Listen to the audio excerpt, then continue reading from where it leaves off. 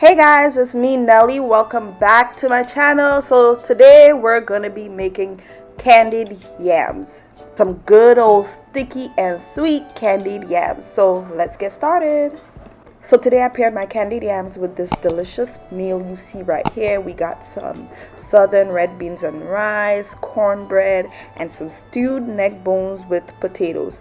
If you guys would like the recipe for all of these, check the description box down below. I'll link it down there for you guys, okay? So I'm starting by placing a large saucepan over a medium-high heat, and I filled it up with water. Next, I'm placing my sliced potatoes or yams in the water, okay? So you want to slice the potatoes like I have them here. You can actually slice them however you prefer, but I prefer to just slice mine in circles like this.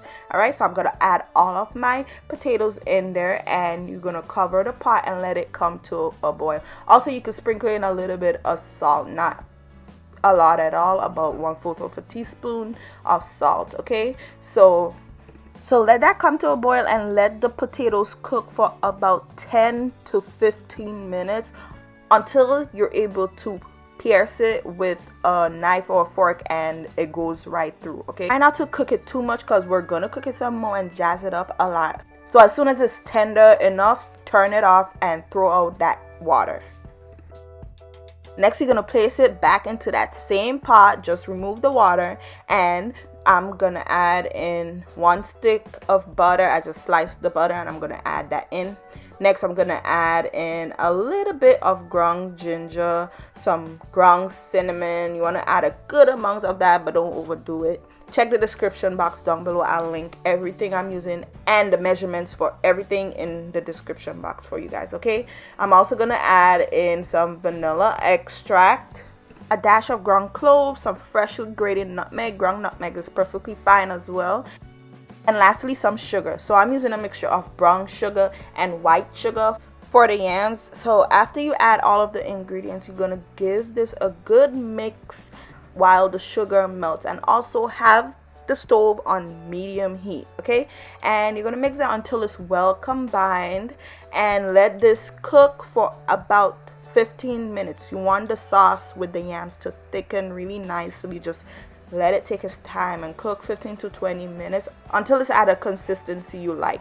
So don't let it dry out too much, because you do want the yams to have, a nice thick syrup that's not runny with it. Alright, so don't let it dry up on you. And while the yams is cooking, you want to keep stirring it every once in a while, just to make sure nothing is burning in the bottom and so on, okay? And when I'm making candied yams, I like to have mine more texture. So what I like to do while it's thickening up and cooking is use my pot spoon or a spatula to kind of break up the potatoes a little bit, not too much, while it's cooking. Alright, so I just use this spatula and I just kind of cut up the potatoes while it's cooking to have this texture right here. So some of the potatoes will kind of be mashed, some will be into small cubes. All right, and it just gives me the perfect candied yams that I'm looking for. I love my yams like this. It's just tastes amazing to me. And once it's at a texture that I like, I just leave the yams, let it finish cooking. And that is it, you guys. I turn off the stove when my yams is glazed. The sauce is thickened, but it's not runny, and it's still like kind of loose, if I'm making sense here. All right, you don't want the sauce to completely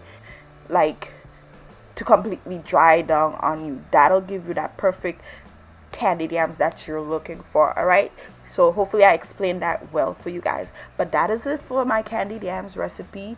Some people like their yams a little bit more sweet, so if you want, you could add more sugar. And yeah, you guys, so you guys don't forget to like, comment, and please subscribe to my channel so you can see my upcoming videos. I really appreciate all the support. Thank you guys so much for watching the video. If you try this recipe, let me know in the comments down below how it turned out, if it was good. So I'll see you guys next time. Bye.